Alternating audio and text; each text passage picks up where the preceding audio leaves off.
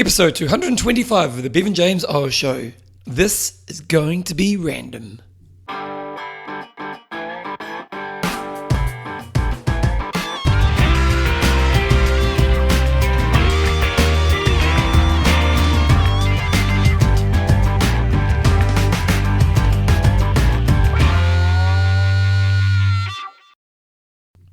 Radio team, welcome along to episode 225 of the Bevan James Eyles Show, your fortnightly podcast on the behaviours that create a lifetime love of exercise so you can get all the benefits that come alongside it.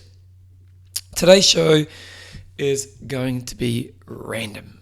And when I say random, it's probably going to be the most random show I have ever done in the history of this show. And why am I saying this? Well, normally, there's kind of two types of show, isn't there? There's the interview show. So I try to kind of, every 2 weeks I do an interview, and then every 2 weeks after that I do a Bevan show. And then when I'm not doing an interview show, I kind of have a theme or a topic that I dig deep into, and we explore that, and ultimately I kind of go deep into that subject, try to give you some learning, try to give you some things to think about, try to give you a bit of a plan, and go on from there. And I've got to be honest, going into today's show, I didn't really have anything on my mind that I wanted to go that deeply into. And so instead of kind of what I normally do is I kind of have the idea in my head, I kind of mine for how I'm going to work this idea out. Then, by the time I sit down, I take some notes and I go through the process. But today I didn't do that. Today I literally wrote down about 8 random statements that are not connected in any way, shape or form. And just stuff I've been, and I was going to do it like a, things I've learned from 2021 kind of show. And I suppose you could say in some ways that's it. But at the same time, it's not even that. It's just kind of random thoughts. So this may be the best show I've ever done, or it may be the absolute worst show I ever do. But it's going to be a collection of thoughts. So I'll kind of read out the statement, and I'll take you down the pathway with my thoughts that I'm going with that statement. And then I'll go into the next statement, and there's probably going to be no connection to the first statement. And that's how we're going to roll today. So I'll get straight into it. So first of all, before we actually do, let's just say a big thank you to the patrons of the show. Now, if you're not a patron of the show and you want to support my podcast, the best way you can do that is go to bevanjameseyles.com. Click on podcast, click on support me, go through the patron process, and each time I do a show, you donate a little bit of your hard-earned money my way. And when you do, you also get a cool nickname, and these are a few of the people.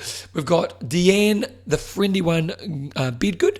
We've got Steph, the Transformer Brunt. We've got Garth, Turn It Up, Hopkins, and we've got Carissa, Dancing Machine Crow. These are all people who support this podcast. So if you want to become a podcast supporter, again, go to Bevan James Eyles podcast, support the show, and go through the process. Anyway, I'm going to put some music on, and team, this is going to get random.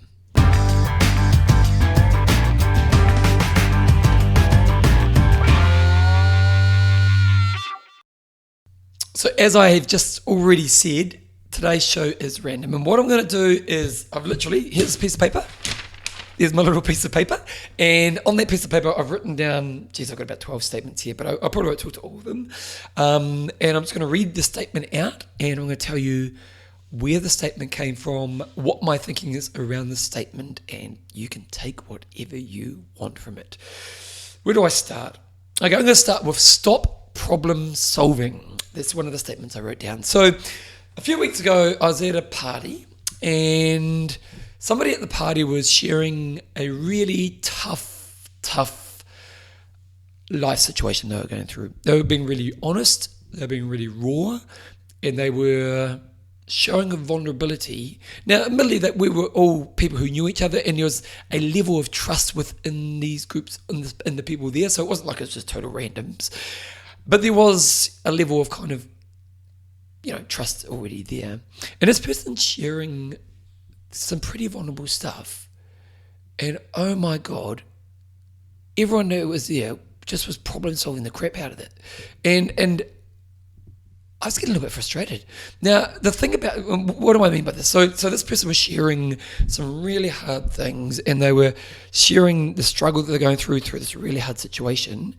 And in this group of people we were talking about, all anyone did was just keep coming back with solutions to the problem and keep making out that their problem wasn't actually that bad. Not that bad in a dismissive way, but as in, this it will work out kind of philosophy. And I could tell that this person just wanted to offload. They just wanted to be able to share what they were going through with a group of people that they kind of knew and trusted. Now, as much as I'm kind of saying don't problem solve, the thing that I do want to say for these people is they were all coming from the right place. Like everyone who was problem solving and doing that, it's going to work out kind of communication back to the person who was kind of vulnerable. Their intent was great. They were trying to show caring, they were trying to show support, they were trying to show that, but just the communication was not actually allowing the person to offload.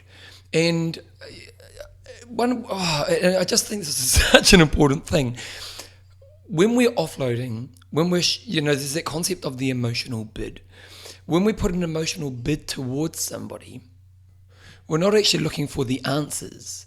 We're often just looking for someone to show understanding and recognize the thing we're going through. Like, think about yourself. When you're in your struggling moments and you communicate with someone, do you really want them just to problem solve what you're talking about? Or do you want them to kind of show some understanding, some empathy, to show that they get what you're going through?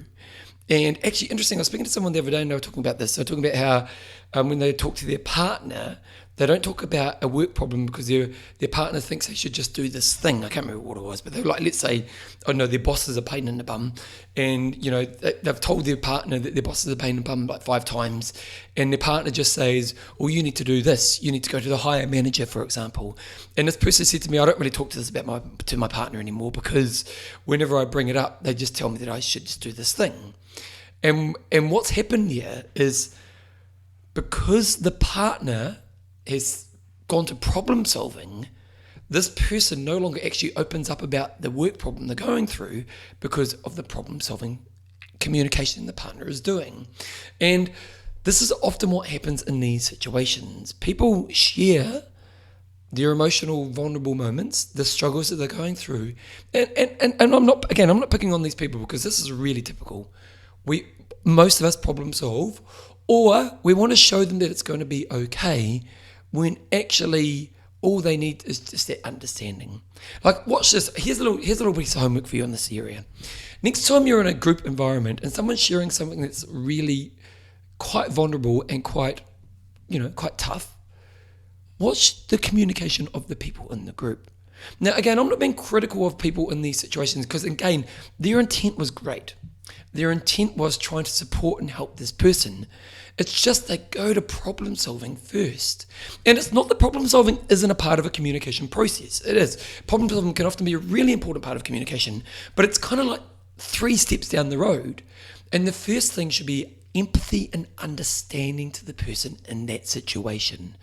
And so when I write down stop problem solving, that's what I want you to think about. Next time someone puts an emotional bid towards you, and it could be something they're struggling with, stop yourself from problem solving, or stop yourself from telling me it's going to be all right. Just show understanding. Think, what's it like to be this person in this situation? What would I feel like if I was in their situation? And then show that understanding back to them. If you can do that, a few things happen. A, it builds a better trust. B, because you have better trust, they're actually going to be more open to you, and then C, they actually allow to express themselves in a more freeing way. So that's my first thing written down. Second thing, I'm just going for random thoughts. I told you this is going to be random. Singular focus. Singular focus. That's a bit of a random one, actually. As much as Lance Armstrong has, pretty negative image nowadays, and I have no respect for the guy for his career. I think I really struggle with people who argue everyone else was cheating at that time, because everyone else was cheating at that time. And don't get me wrong, Lance was the best cheat, and was he the best athlete? Well, who knows? Because it's hard to know when people are using drugs, but he was a very, very malicious and horrible person to anybody who was a threat to him. Like, he destroyed people's lives if they were a threat. So I really struggle with the ethics of the guy. And so I'm not a big fan of Lance Armstrong. But one thing, when he was an athlete, one thing he did extremely well. So when we looked at the journey of the cyclist in that time, when Lance kind of in the 2000s, when he was at his dominant period, a lot of cyclists would race a lot of races each year, and there was kind of like a calendar of races they'd go through. And the Tour de France is kind of the big brand race, but there were kind of maybe 4 or 5 races they're going to go for. And him and his coach, I can't remember his coach's name. I read his coach's book at the time, and this was before it was known that he was a drug cheat. And they said one thing they identified is they just went, we're just going to win the Tour de France. We're going to put all our focus on being the winner of the Tour de France. And sure, there might be some other races we're going to race in the year and all the rest of it, but we're going with a singular focus in this area. And this is something that's come into my mind recently, because with my music, I can be a distracted focus. And right now, my obvious win with my music is my band. Our album's coming through. I think the songs are sounding really good. I think we've got a potential to actually do something with our songs, because so far we've had 3 back from the producer, and you know what? I'm pretty happy with them, and I kind of think they're songs that people could like. We're all motivated. I've got a good crew of guys who are hardworking and got good character traits. Got a good marketing plan. And a couple of weeks ago, I found myself practicing some songs that I used to learn in the past. And the reason this happened was, so for example, I was learning Drops of Jupiter by, who sings that song? Who does sing that song? It's going to do my head in. It doesn't matter, I'll figure that out later. And it's a song, and the reason what happened was because recently I've realised I've become a better pianist. And whenever you stick at something for a long period of time, if you're consistent at developing your skills, you have these kind of moments where you have a few moments where you feel you're never going to get better, and then you get these breakthrough moments. And these breakthrough moments where you realise, far out, I have actually gone to another level. And recently that happened to me because I kind of, one day I was just kind of mucking around on the piano, and I grabbed an old song, and it was a song I used to really struggle with. And I was looking at the music piece, and I was reading it really well. And I played it really well. And I was like, wow, I don't think I've ever played it that well, ever in the history of playing that song. And, reading the music and my skills in the past would have been a real struggle. Whereas I've kind of just picked up this piece of music right now, and I've kind of, done it really well. So what happened was, I started kind of going back to all my other old pieces, which in the past I probably had got to a certain level, but now that I'm a better player, I thought I could play those all again. And I did. I went back and I started playing all these pieces again, and I was doing them all way better in the past, and it was all really good. And then I woke up one day and I thought, you've lost your singular focus. Like, my goal in music and my mission in music is to be a live performing musician with my own music, with a fan base that connects and expresses through the songs that we bring to them. That's my goal and my mission. Me learning Drops of Jupiter again, it's a nice kind of praise moment because it helps me see that I'm progressing, but it's not helping me achieve my singular focus. My singular focus right now is to put my band time into doing everything to make sure we have the best chance with our album. So from things like design, website, production, networking, so on. And when I look at my week, I kind of diaritize around about 5 to 7 hours a week on the piano. So, in my diary, now, do I get that much time every week? No. Some weeks I get less, some weeks I get more. But really, I don't have time to be learning Drops of Jupiter right now. And these songs coming through actually are okay. And actually, I think, for a certain market, there's something there. And for me to spending 3 hours a week of that 5 to 6 hours I give myself learning old songs, which I, does feel nice because I know I'm getting better, it's actually hurting the chances of my band having the best chance of success.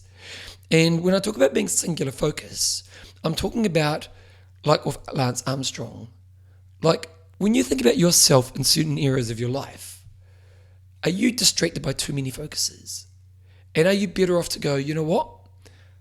Lose those other focuses. Like to be honest, right now, my skill development on the piano is just not that important.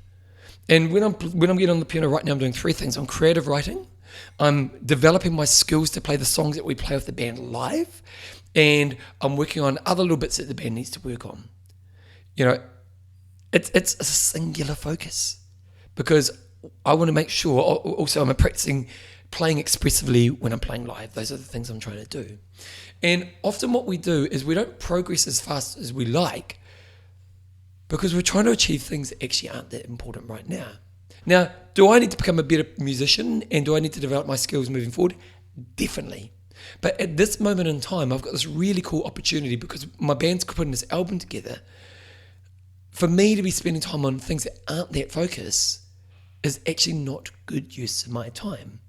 And so one thing I'm doing each time now is I'm thinking singular focus, and what's the thing I can do today that helps me make the band project, not just my playing, the band project, that getting the album to the market, getting our marketing ready, building our networks, developing my playing, developing a creative, what are the things that I can do today that are singular focused? Now, the thing I know within myself, and you may notice within yourself as well, is things want to pull us away from this.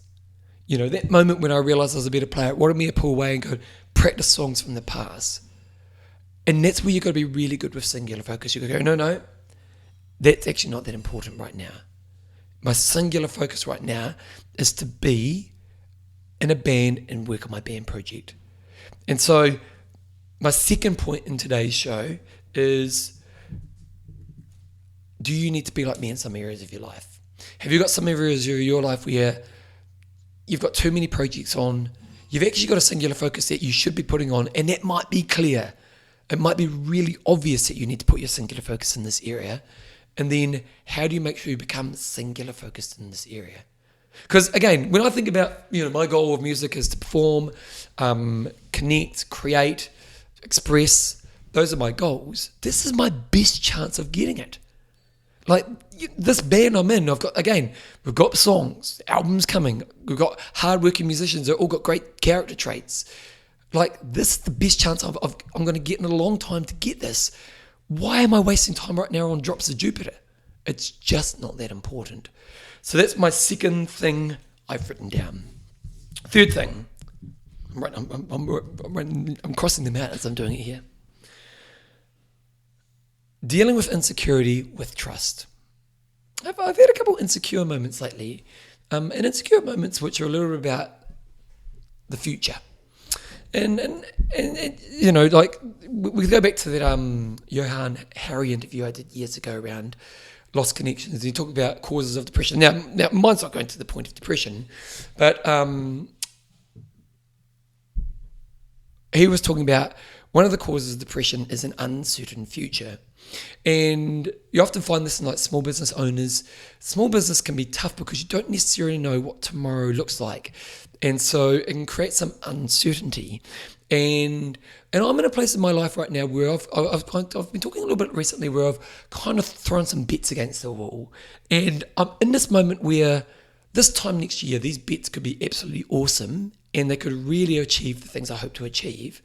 But also they're the kind of bets which could go nowhere. For example, my book. I've put, I was thinking about it the other day, this book project has probably been 2 years' work. I put a lot of work into this book. I'm still putting I'm probably still doing 10 hours a week on this book. It's going to ramp up, up to March, April when the book comes out. So there's a lot of effort going into this book. And I believe in the project, and I believe in the message, and I believe I can help people. And I think I've got a pretty good business model around it. But it's not certain. It could go nowhere.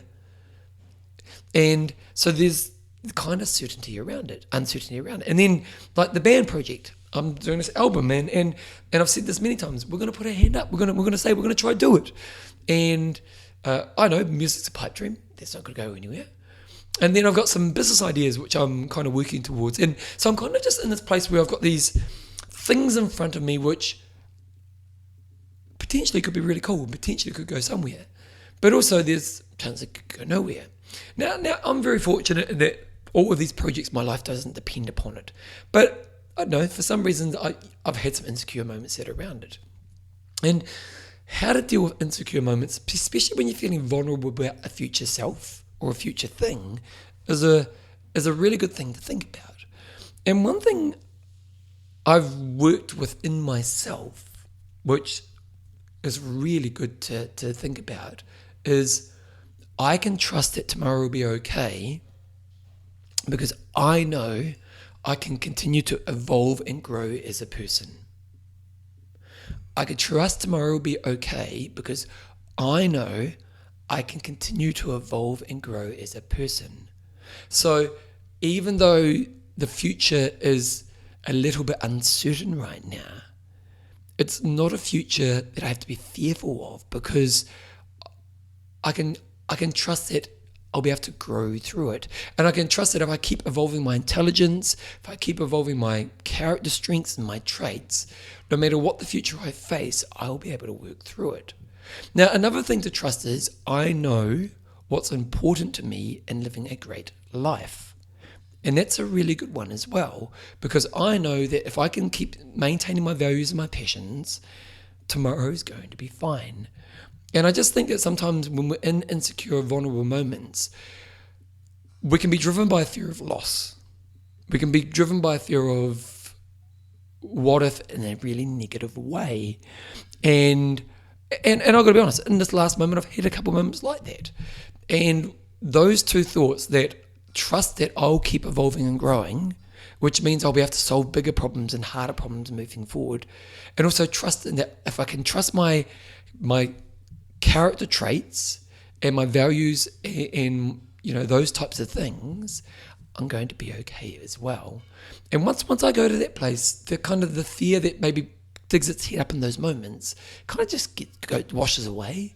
And so if you are somebody who's maybe experiencing something like that, that's just something to think about as well. So my third thought is, in moments of vulnerability, particularly when you think about a future self, remind yourself, if I can trust myself that I can grow and evolve, and I can believe in my values, and I can believe in the things that guide my decisions, I can actually look into tomorrow in a way where I'm going to be fine. Number 4, learn in a way that scares you. Learn in a way that scares you. I've been doing some learning lately. Sometimes in one of my public talks I have this thing where I talk about, I've got to talk this on the show. So in my book, I talk about this in the first chapter. The moment with my friend Mid, when I was in Florida and we're sitting in this hotel room, and Mid and I, we love the deep and meaningfuls. Mid and I can go out for dinner and we have 5 hours where we just sit and talk, and we could go for 10 hours. I love speaking with Mid. It's one of those people I could spend as much time in my life with. And with Mid, we're in Florida, and Mid turns around to me. She goes, "Bevan, you realise we're failing at fitness." Now, you've probably heard me say this because I've said it in the show before, but I talk about it in the book as well. And that was a moment in my life which changed my life. Because when Mid said, "You realise we're failing at fitness," and I thought, what is she talking about? Like, I teach exercise to 1,000 people a week. I'm a professional Ironman athlete. I train 30 hours a week. I'm nailing fitness. And she goes, "Bevan, most people aren't exercising. Most people are putting on weight. Most people are getting unfit. If we're fitness professionals and it's our job to help people, we're failing with fitness." And this was a really important moment in my life, because I often talk about how it's like you see a colour that you've never seen before. It's like you see a colour like you've never seen before. And that's what that moment for Mid with me was like. Like when Mid said that to me, it was like there was an alien colour that I'd never seen before, because it was a new thought pattern that I just never thought of. Again, before that moment, if you said, am I a successful fitness? I'd be like, I'm an absolute legend at fitness, because again, I'm in front of thousands of people each week. I know how to get the best out of people. I'm a high-level athlete. As soon as she said that, I was like, oh. I wasn't that I was failing in fitness, because I was still doing well in many areas, but in one area, I was failing. Now, recently, I've been doing some learning on business, And I've had one of those moments. I've had a mid moment. I've had a moment where I've done some learning where I'm like, oh my God, I've just seen another colour here. I've seen a colour in a way which makes me look at the version of myself up into that moment of time and go, oh my God, you've been so naive. There's so much you have never thought about.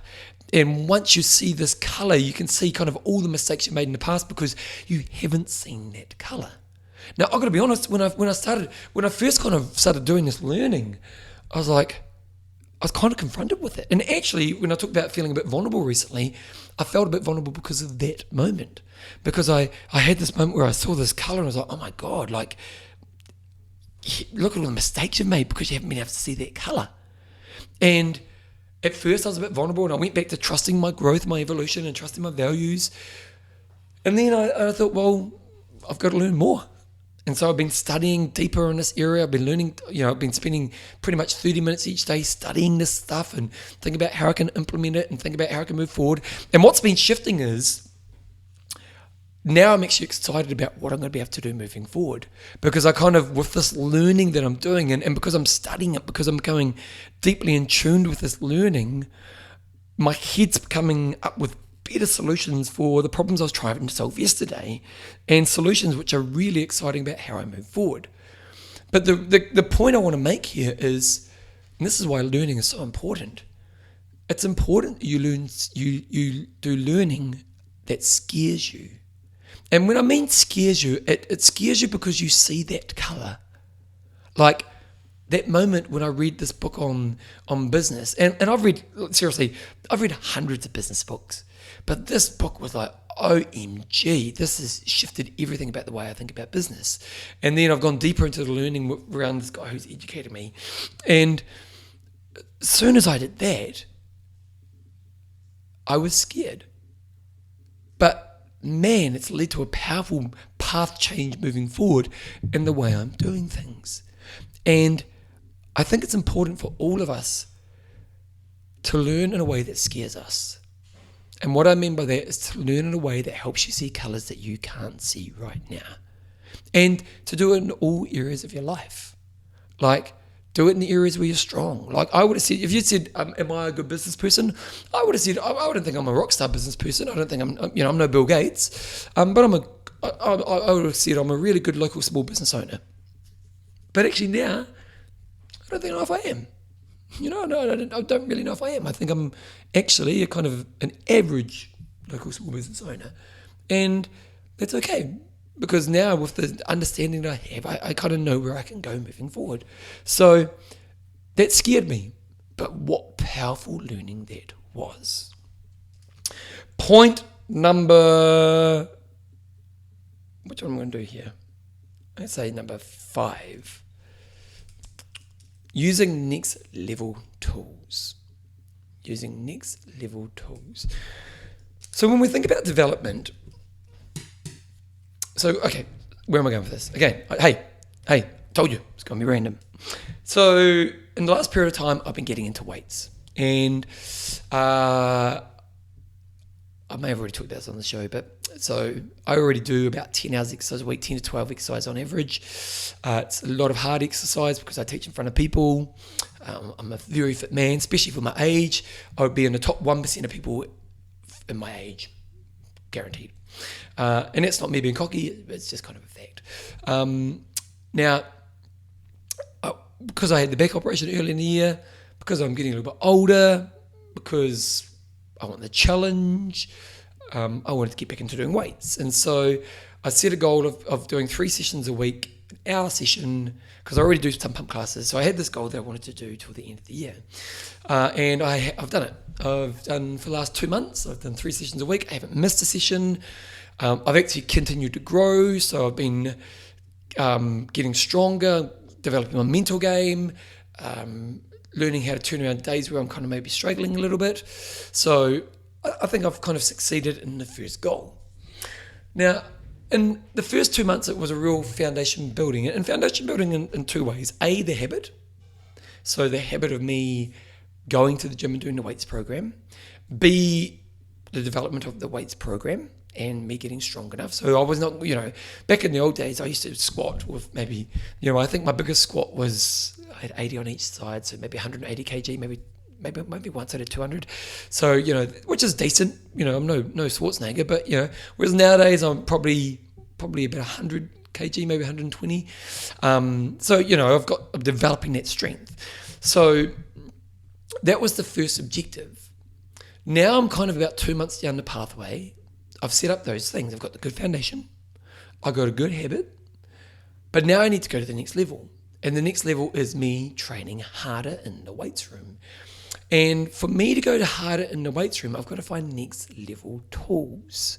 And there's two things around this. There's the practical tools. Like one thing I did is I bought some grips. So grips are when you do a deadlift, often your forearm strength is not strong enough to help you when you want to go heavier in your deadlifts. And so I needed a higher level tool to be able to do deadlifts to a much heavier weight. So I invested in some grips. So that was quite a practical tool. I started finding a training partner. And a training partner who I knew wasn't a bad training partner.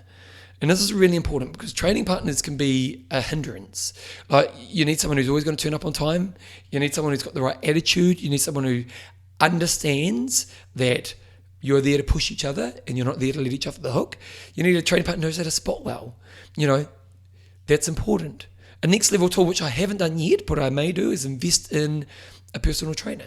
Now, admittedly, I know how to write programs and all the rest of it. But it might be nice to get someone who's got a different angle to come in and say, actually, here's some stuff you need to do.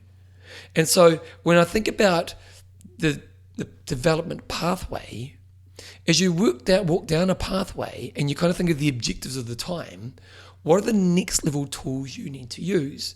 First on my first level tools was good time management, good mental planning, and a basic program. That was for those first 2 months. Now as I'm going to start to train harder, I need the gear, I need a training partner, and I may need a program that's a higher level, just from a different angle from another personal trainer. So when you go to the next level, don't just think, how do I get to the next level? What are the next level tools that I need to put in place to make sure that I can bring the best out of myself? I've got that one there. Yep, that's number 5, was it? I think it's 5. Okay, what have I got here? Number 6. How do you make terrible decisions? How do you make terrible decisions? I was thinking about this the other day.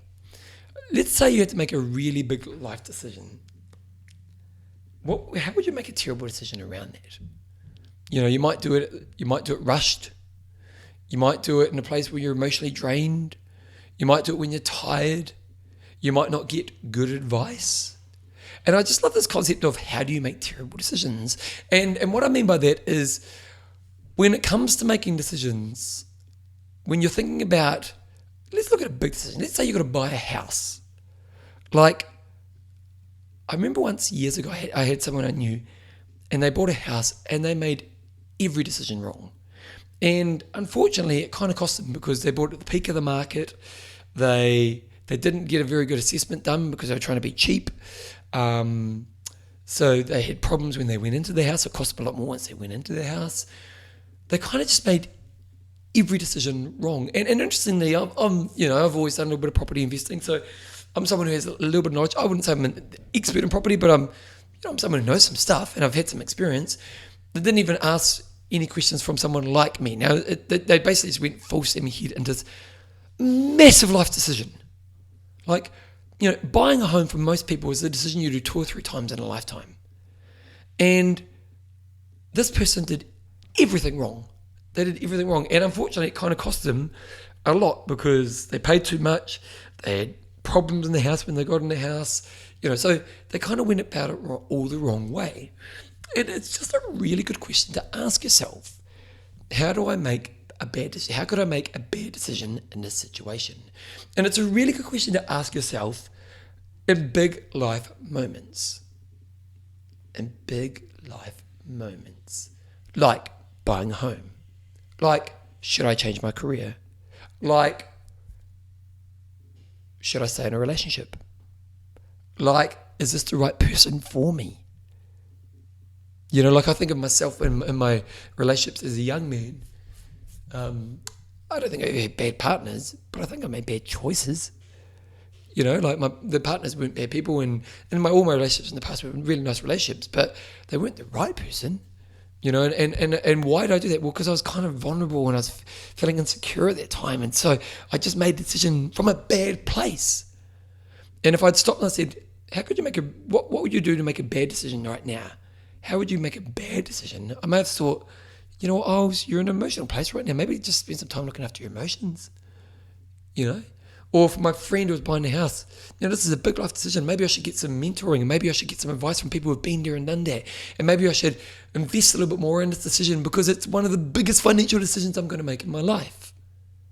So next time you catch that you have to make a big decision in your life, I want you to pause and I want you to say to yourself, how could I make a really bad decision right now? Now, you can do this in the big life decision, or you could even just do it in everyday decisions. You know, like you're going out for dinner tonight. How could you make a bad decision? Well, you could let someone else influence you when they say, I'm going to have dessert. You know, when you put this question in front of your head, you can kind of start to see how that would work against you. Next up, how many have I done? Have I done 6? I think I've done 6. What do you need to quit? It's a question I've been thinking about right now. Going back to this learning I've been doing around business, I'm starting to think about what I need to quit to have more opportunity to do the thing I want to do. And it's a really, I could probably do a whole podcast on this one. Maybe I have in the past. What do I need to quit? What do I need to quit? What do you need to quit in your life right now? And when we think about this, there's some obvious things like, you might say how unhealthy things like a bad relationship, unhealthy behaviors like smoking or drinking too much or overeating. But also when we think about what should I quit, is sometimes there's things that actually have benefit, but it's actually not enough benefit anymore. Have benefit, but not enough benefit anymore. It might be that you do something and there's a financial payoff for it, but actually it's not enough of a financial payoff anymore. That's something that, you can think about. Do you still need to hold on to this anymore? I think of myself within my Les Mills world.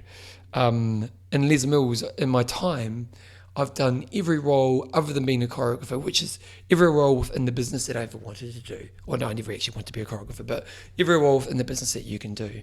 And within that, in the last moment of time, I've actually quit a lot of those roles. And it took me a while to quit them. And some of them I was holding on to just because of the status, just because I knew it, just because I got paid all right to do it. But actually, I've been there, done that.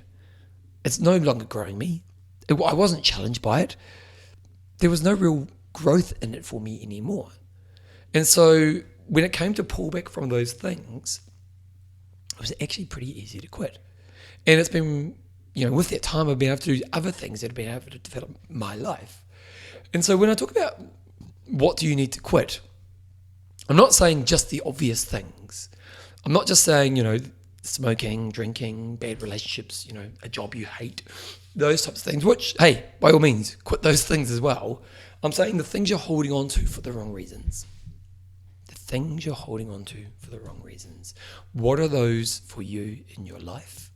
And how do you make sure you quit them, that you can actually let go of them?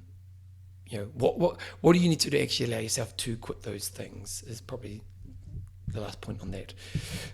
You know what? I'm coming up to 40 minutes. I might just do one more. Ambition. Do you need to be more ambitious? Do you? Do you need to be more ambitious? I've been asking myself this. I'm doing all right. So, am I successful? I think, most people would probably categorize me as successful. I've done well in life. But I think I could probably be more ambitious. Like, I'm not a household name in fitness in New Zealand. And, I'm known in fitness in New Zealand. And a lot of people in the industry will know me. A lot of people in the public will know me. But I'm not like a an Elon Musk of fitness in New Zealand. And I'm one of the people who could be. Like, I've got the qualifications, I've got the skills, I've got philosophy, I've got, why is that? And I think maybe I haven't been ambitious enough. Maybe I need to be more ambitious with this. Now, ambitious within a life I want. Like, I don't want to be ambitious in a way where I'm a guy who's working 80 hours a week. That doesn't appeal to me. But, maybe I should be shooting a little bit higher. And obviously with this book that I'm doing, that's something I'll be thinking about, because I do want to become a household name with fitness in New Zealand, because then I can help more people. So when you think about yourself, do you need to be more ambitious? It's an interesting question to ask, eh? Do I need to be more ambitious? And what's stopping me from being ambitious? I think for me it's always been safety. I think I've talked about this on the show in a while. I don't need to be so safe anymore. I just need, because the thing is, if I'm ambitious and I succeed what ambition gives to me, I have more security anyway. That's the thing about it. So just think about yourself. As you look to 2022, where can you be more ambitious? Like, the thing is, somebody gets to be the person. Somebody gets to be the rock star. Somebody gets to be the person who makes the product that changes the world. Somebody gets to be the person who makes massive change on other people's lives. Why can't they be you? Like, seriously. In the area that you want to have an impact, why can't they be you? And maybe it's just about you going, you know what? I should be the person of that level. So, yeah. Can you be more ambitious? Interesting to think about, isn't it? Okay, there's my random thoughts. Okay, I'll just quickly say them again. So first of all, stop problem solving. That's when people are they're showing vulnerability. Don't problem solve. Don't tell them it's going to be right. Show understanding first. Secondly, singular focus. If you're going to do something, just singular focus. Don't get distracted by all the other things. Number 3 was trust in growth and values when you look to the future, especially if you're feeling vulnerability. Learn in a way that scares you. You want to see the different colors. You want to see new lenses.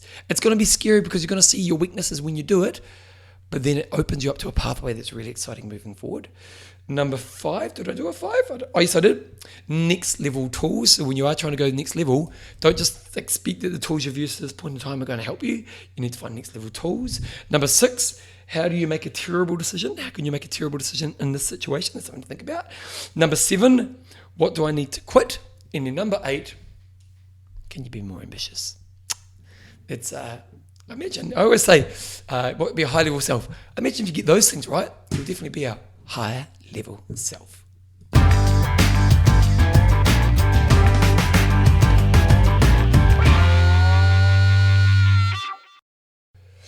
As I said at the beginning of the show, that may have been the best, the middle, or the worst show I've ever done.